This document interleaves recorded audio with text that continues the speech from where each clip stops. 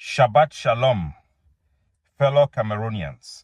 The reason why I'm addressing this video to all Cameroonians is because this is something that matters to all Cameroonians, whether you like it or not, whether you are a Francophone, Anglophone, whether your political opinion is against the war or for the war, whether you are disgusted or whatever.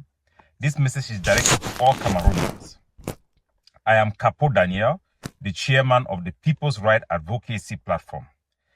The reason I want to send this video brief today, Saturday, 22nd of March 2025, is because of the uptick in violence. Cameroon military have lost 13 soldiers on the ground in the southern Cameroon and also across the border with La République du Cameroon. So they have lost 13 soldiers within the past 2 weeks. They had one B was killed yesterday in Boyo by the United Forces of Ambazonia in Boyo. That means all the forces in Boyo have united into one group. One soldier in Cameroon, I think it's a gendarme or a policeman, was killed yesterday in Nkwen. My four. The videos, I'll upload the videos for people to see. People watch those videos, they share those videos on open sources where the fighters from Southern Qatar, from Bafut there, those fighters are also part of the ADF now because they are all one in Mezam there, in Bamenda there, they are all one now. They launched an attack, a broad daylight attack against the Cameroon soldiers, targeting their checkpoint. So this is in conflict, this is a legitimate attack. So you have an attack in Boyo where one Cameroon military was killed. We have seen the dead body of that Cameroon military man, soldier. His weapons, his uniform, his shoes have been captured by the Ambazonian fighters in Boyo. One in Nkwen was a gendarme or a police officer, according to information we gathered from the mortuary in Bamenda. We have confirmed that one dead body. 4 of them were killed in a cross-border raid carried out by the warriors in Boyo. That brings total to 6 Cameroon military that have died. 2 of them were killed in Moyo Jok. 3 of them have been killed in Ngokitunja as a result of IED attacks. 3 again were killed by IED attack in Bui. That means Cameroon have lost 6 soldiers from repeated IED attack this past 2 weeks. In Bui, in Ngokitunja, and in Moyo Jok, where there was a combined mission. That means they had an IED attack and then they also have open fire attack that led to the killing of 2 of them in the Moyo Jok. So totally we have confirmed 14 dead Cameroon armed forces in this conflict or this crisis that is going on.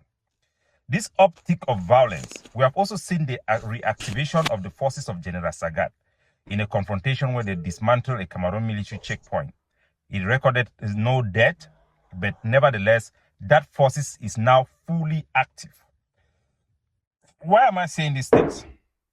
For all Cameroonians to understand. Because all this death of this Cameroon military personnel and the Ambazonian fighters and the civilians caught in between are all unnecessary. Because the main reason why this fight started was because Cameroon rejected the identity of the Anglophone and criminalized that identity, labeling it to terrorism when the Minister of Territorial Administration, Owona, at that time banned the consortium that it was negotiating with and banned the NCNC. That is what started this war. That reason do no longer exist. We have engaged the Cameroon government for direct negotiation and dialogue, anywhere, anytime. Due to that engagement, the Cameroon government have demonstrated on the ground, diplomatically, that they are willing to negotiate. There are elements within the Cameroon government, factions, let me call them factions within the Cameroon government, that are doing everything to let the stalemate continue and reject dialogue. The same cabal that rejected the national dialogue are the same people standing in the way for peace today. It's such a trigger for me. Like, she's so nice, but it makes me so uncomfortable. I mean, you did grow up in a chaotic. As a result of this 2 years delay of non-tangible negotiation progress, the fighting now is now getting into a full-blown were all Ambazonian groups that were sleeping as a result of our campaign of cessation of hostility that have largely been successful to suppress Ambazonian organized attacks against the Cameroon army and the Cameroon government to give peace a chance. Because the Cameroon government, the people like Atanganji Paul, Konda Titus, Felix Mbayu, and the rest, they are making the case that Cameroon government have the knife and the cake. They have delayed, and Cameroon military people are now dying. I want to remind all Cameroonians, go and read history. Study the war for self-determination in Bongasville. When New Papua Guinea thought that they have destroyed all the legitimate forces, transformed some of the forces into kidnappers, the same scenario that is going on in Cameroon. Those tactics do not work. Diongote, our own Southern Cameroonian, our own Anglophone, who represent, he supposedly is representing us Anglophones in the Cameroon French-led government, came out in their follow-up committee and made the following statement. Gloating over the capture of Ayabacho. I have differences with Ayabacho, no doubt. But make no mistake, Ayabacho is as equally guilty for war crimes as Paul Atanganji and those persecuting this war, like Konda Titus in the Cameroon side. Make no mistake about that. So we call for justice for all sides, not only for Ayabacho, but those in the Cameroon government. Ngala Gerard, who have used Fulani men to carry out the Ngarbu massacre, he's still walking free. Moja Moja is behind bar, but he is only one out of many. The Cameroon CPDM chiefs who invited the Cameroon military to go after their own political enemies, and many other ministers who have been using justification for going against Ambazonian fighters to target political opponents and instigate communal clashes that have led to the death of thousands. They all need to go to jail. They all need to go to jail. They don't care about the death of the Cameroon military. They don't care about the death of the Ambazonian people. They don't care about the decimation of our livelihood back home. They don't. All these deaths is because these people are campaigning to deceive the world and to deceive themselves that everything is going back normal. Diongote, our chief, Prime Minister, I address this message to you. You said that you have struggled to decapitate Ambazonian leadership in the diaspora. You want to eliminate Ambazonian leadership in the diaspora. Best case scenario, you succeed. Do you think it will bring the death of the Cameroon military men on the ground to a stop? Cameroon military men are dying today, these past 2 weeks, more than American troops were dying in Afghanistan before they left Afghanistan. More than they were dying in the last days in American occupation of Iraq. It is not sustainable. Every one death of a human being is very important. Do you think that if the diaspora is silenced and the leadership, political leadership, or politically driven leadership in the diaspora is completely silenced, the war is going to come to an end? No. This war is not Ambazonian leaderships. It's not the Ambazonian organized groups. This war is about the identity, the heritage that the Cameroon government have recognized of the Anglophone people as being that stemming from the British Southern Cameroons.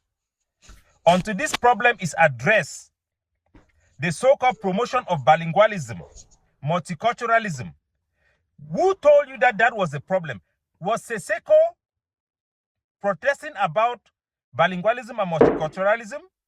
Was the consortium negotiating about bilingualism or multiculturalism? Did the Ambazonian fighters and the Ambazonian people raise up weapons to fight against multiculturalism or bilingualism? No.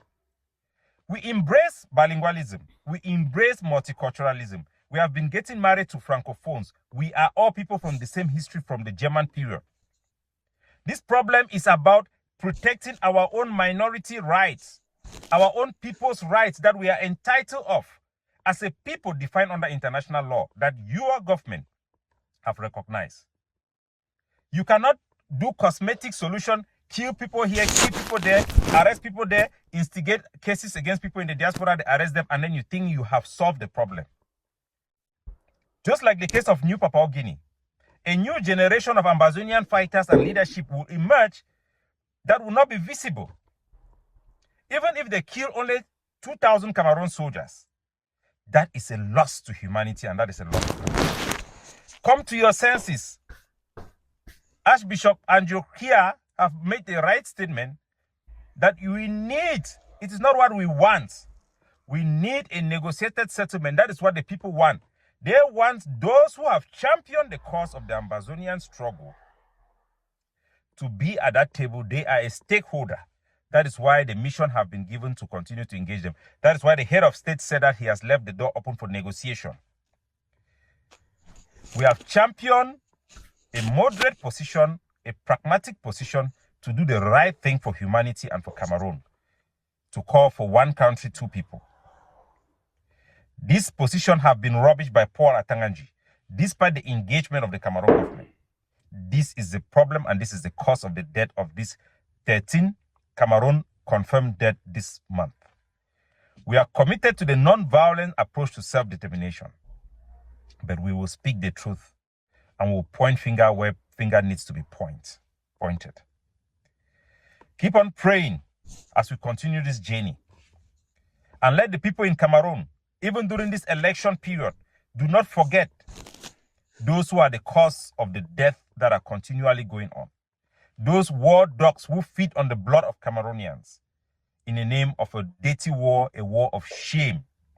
This is a war of shame. Brothers killing brothers, black people killing black people. Francophone and Anglophone, we enjoy multiculturalism, we enjoy bilingualism, but yet they promote some type of a predatory relationship for the Cameroon government and us, the Anglophone people. Why can't we learn from the Canadians? Why can't we learn even from the French, who have given autonomy to their territories abroad? Guyana, the rest of them, you can name them. Why can't we learn from Tanzania? Why can't we learn? Pobia, even in the logique, the politique de paix de la nation, is this how a father is supposed to guide the children, treat the children? Is this how it's supposed to be done? Shame. Shame.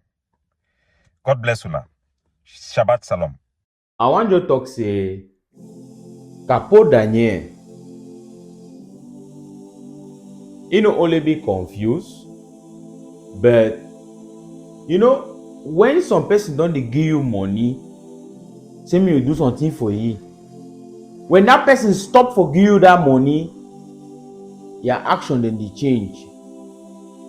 If you just follow up Capo Daniel very well, you go understand. Say for the video, Capo Daniel they actually acknowledge the fact say ye agenda where he don't take them from La Republic, he don't fail. Capo Daniel they acknowledge the fact say he agenda don't fail. That means say that agenda where get them say they so me and Ambazonian soldier them they drop their apparel them. Now Capo Daniel they come out they talk about the identity of the people of Southern Cameroon. Capo Daniel they come out talk about they talk about Ambazonian freedom fighters. Capo Daniel they come out they talk about, you know, the division where inside La Republique du Cameroon come. Now Capo Daniel talk about how the peace plan paper, how we want to say me and Ambazonian freedom fighter them, they become council police and all the like. See, my dear people, I don't tell you now. This guy called Capo Daniel is very dangerous. It's very dangerous. The thing will come off for a mob. Muna be very careful. If Capo Daniel salute you, talk say good morning, lose your time. Whether na morning time or na night or na afternoon. Before you answer it, because the man be very dangerous. Very dangerous.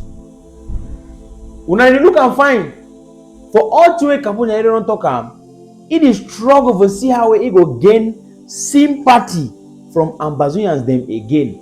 Capo Daniel talk how Ambazonian freedom fighter for Boyo, they don't come together. The one they for Fako, for General Sagat, they don't come together. They be more stronger than ever before. We don't need his appreciation. We don't need his appreciation. Capo Daniel is a criminal and must be arrested, because Capo Daniel don't be one of those people the way They don't cause pain and havoc on our people on the ground. No matter which way Kapu Daniel talk am today, you know, go change the fact say Kapu Daniel supposed to go down, knee down, beg apology for Ambazonian people then. Then when he beg that apology, he go wait for Ambazonia people to respond before he open him up talk anything.